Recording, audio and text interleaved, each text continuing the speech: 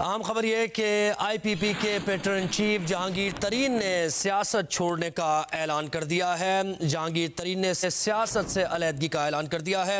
2 حلقوں سے جہانگیر ترین نے انتخاب لڑا تھا، این اے 155 اور این اے 149 سے ملک عامر ڈوگر نے انہیں بہت بھاری مارجن سے شکست دی 149 پر، اور این اے 155 پر مسلم لیگ نون کے صدیق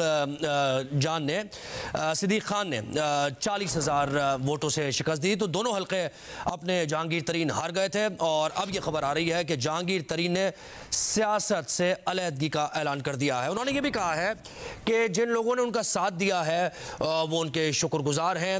استحکام پاکستان پارٹی کے پیٹرن چیف جہانگیر ترین تھے، پر امید دکھائی دے رہے تھے الیکشن سے پہلے، اور وہ یہ کہہ رہے تھے کہ ان کی الیکشن کیمپین اچھی جا رہی ہے، کارنر میٹنگز بھی ان کی ہو رہی ہیں، اور ان کا یہ کہنا تھا کہ جو ان کی ایکسپیکٹیشن ہے اس کے مطابق ریزلٹس آئیں گے۔ لیکن 2 حلقوں سے، جیسے آپ کو بتایا پہلے کہ 149 اور 159 سے دونوں جگہ سے وہ الیکشن ہار گئے تھے۔ اپنے مخالفین کو انہوں نے مبارکباد دی، جو جیتے ہیں ان کے خلاف الیکشن میں، انہوں نے ان کو بھی مبارکباد دی، اور انہوں نے یہ بھی کہا کہ وہ عوام کی رائے کا احترام کرتے ہیں۔ اور ایک اور انہوں نے یہ بیان دیا ہے کہ چیئرمین آئی پی پی کی حیثیت سے بھی وہ دستبردار ہوتے ہیں، وہاں سے بھی وہ دستبردار ہو گئے۔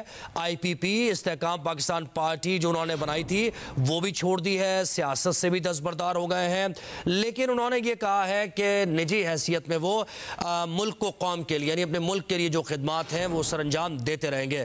تو جہانگیر ترین نے سیاست چھوڑنے کا اعلان کر دیا ہے، پھر آئی پی پی بھی انہوں نے چھوڑنے کا اعلان کر دیا۔ انہوں نے کہا ہے کہ وہ پیٹرن چیف آئی پی پی کے تھے، وہ بھی انہوں نے عہدہ چھوڑ دیا ہے، سیاست سے بھی وہ دستبردار ہو گئے، لیکن انہوں نے کہا کہ اپنی انڈیویجول کیپیسٹی میں وہ ملک و قوم کی خدمت جاری رکھیں گے۔ اپنے مخالفین جو کہ ان سے جیتے تھے انہوں نے ان کو مبارکباد بھی دی ہے، اور یہ بھی انہوں نے بیان دیا ہے کہ وہ عوام کی رائے کا احترام کرتے ہیں۔